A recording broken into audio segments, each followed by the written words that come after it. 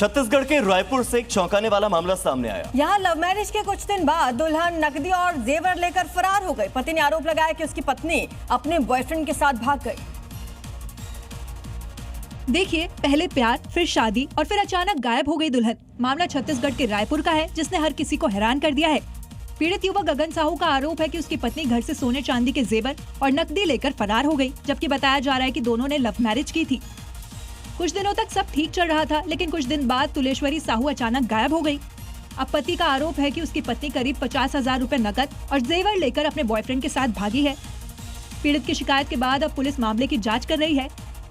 रामनगरी अयोध्या में FSSAI की team ने गुणवत्ता और स्वच्छता सुनिश्चित करने के लिए रामलला के भोग और सीता रसोई का निरीक्षण किया। अब वेरिफिकेशन के प्रमाण पत्र जारी किए जाएंगे।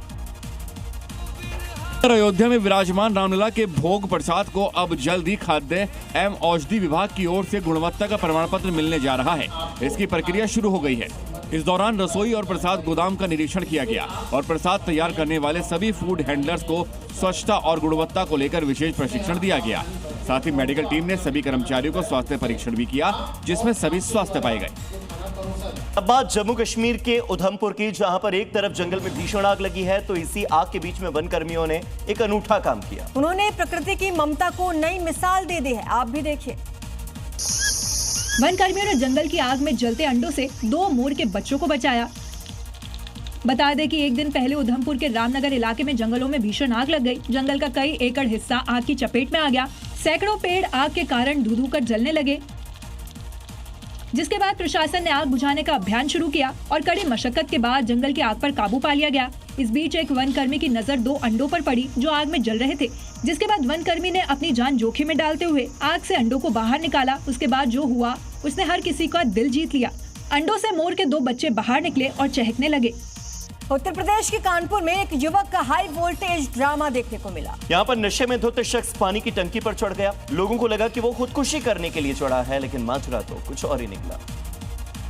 दरअसल गर्मी होने की वजह से युवक टंकी पर चढ़ गया था। जिस टंकी पर से पूरे इलाके में पानी सप्लाई होती है, उसमें बर्फ मिलाने के लिए युवक बर्फ लेकर टंकी पर चढ़ गया और वहीं बैठ गया।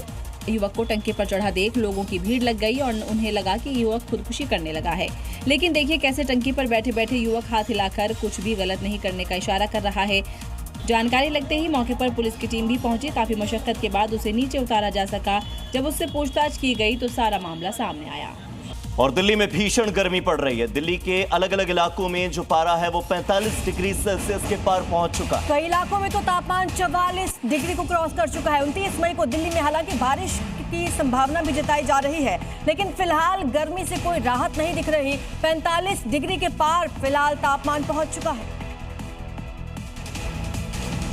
उत्तराखंड के हरिद्वार में हर की पौड़ी और मोती बाजार में कुछ युवकों की हरकतों ने तीर्थ नगरी की मर्यादा पर सवाल खड़े कर दिए। हरियाणा से आए युवक शराब के नशे में गंगा घाट पर हंगामा करते रहे। स्थानीय लोगों से अभद्रता करते नजर आए। क्या स्थिति है? देखिए, हर की पौड़ी जहां श्रद्धालु आस्था और श्रद्धा के साथ पहुंचते हैं, वहीं कुछ युवकों की हरकतों ने तीर्थ नगरी की मर्यादा पर सवाल खड़े कर दिए।